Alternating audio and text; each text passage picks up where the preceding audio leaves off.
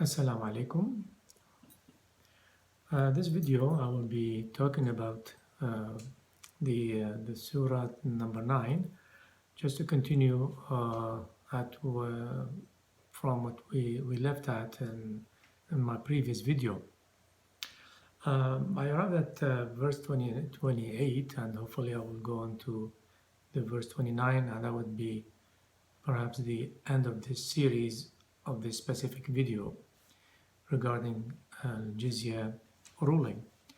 Now, just to recap verse 28, there is one or couple points I would like to refer to, which is very important in understanding the following verses or verse. Here, as I said, that it talks about the al-mushrikun. Al-mushrikun, the associators. I think it's really more appropriate translation or rendition than the idol worshippers is to say the associators. It's more broad. Perhaps it covers a wide variety of associating partners to God at all levels of life. Rather, when we say the idol worshippers, immediately goes to the mind that they worship idols, and that's really limit the beauty of the term al-mushrikun. So here, once again, al-mushrikun, this specific group who have violated the treaties with the Muslims, whereas their fight have become lawful to the Muslims, and to punish them for what they've done, and I covered this in the previous videos. So this al-mushrikun, the associators, it really preceded by the term innama. Innama in Arabic denotes for constrained, limited to. So this particular group, al-mushrikeen, surely they are just an emphasis to say this specific group only. They are najis or najas. Now, let me pause about najas here. In Arabic, in the original Arabic language, when you say najas, different when you say najis. So najas with the sound or the accent on top of the jim, where najis is the sound which is underneath the jim. And the big difference in here. Technically, it's a very quick difference that najasun, which is right now in the verse, it's a pollution on not on the physical level, rather on a spiritual level. Their spirit is corrupted, their mind is corrupted, their heart is corrupted. So this particular group, absolutely, they have sold their soul to the devil, another way of saying it. So the Quran telling the Muslims that you have to know that this particular group, and Allah knows best, He is the all-knowing and the most knowledgeable, determined that this group of al-mushrikun, or the associators, are spiritually polluted. Not as it is believed that the mushrik or the associators, or the so-called the idol worshippers, are physically polluted. So in the jurisprudence, they tell Muslims that you can't shake their hands because they're dirty, you can't drink after them or with them, you can't eat with them, or what have you. This is absolutely is not Quranic. If they want to decide it on the jurisprudence level, that's their call. I'm not going to get involved in this. But as far as the Quran is concerned, there is no such thing. The human being is clean by nature, but they tend to corrupt their soul with by their will. So as a result of that, spiritually polluted individuals, which is by their own doing, and the reasons I've given in the previous verses, they have taken animosity against the Muslims. They violated their treaties. They hindered the trust, or they violated the trust that the Muslims given them, and so on and so forth. We covered this in previous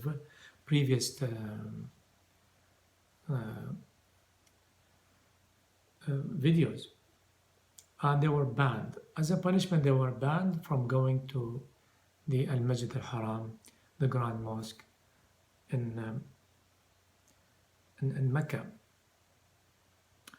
So, and that's even today, the most civilized countries, they actually, when they want to punish somebody, if some group of people have violated the constitution, broke the law, they could be punished. And some of the punishment, they could be banned from going to a certain places because they have violated such places. And that's a very fair thing to do. Nothing unusual about this. Not to say it is unfair, actually it's very fair.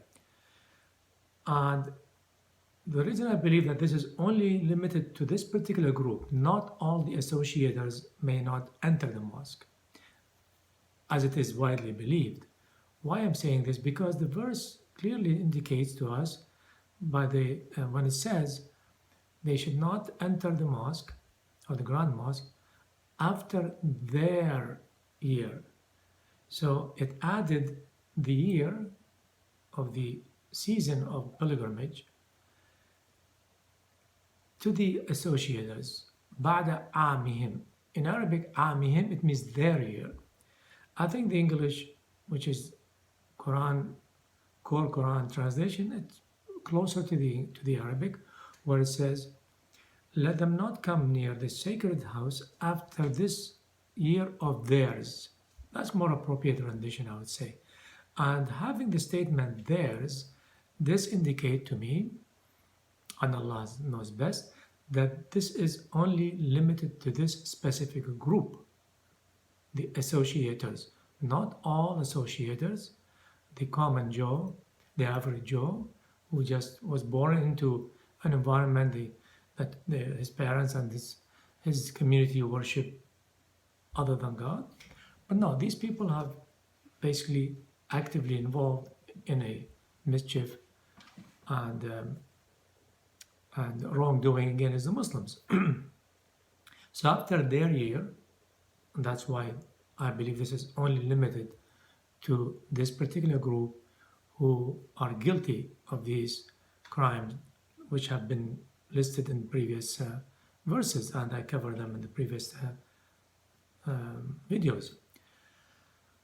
And telling the Muslims, if you have an issue or you fear that you may lose an income because these groups, the associators, perhaps they hold an important portion of the economy of Mecca. They are very big merchants. They control so much of the economic circles and so on. So it may impact the economic situation of the Muslims. Allah knows best, and He was telling them to the Muslims that don't worry, if you fear poverty as a result of that banning of these specific group from going to Mecca during the Hajj, then Allah will give you. Allah will guarantee you a substitute of income, and Allah knows best from whatever Allah will, from Allah's bounty. Allah will enrich you from His bounty if He wills. Allah is aware and wise. Now we move on to quickly.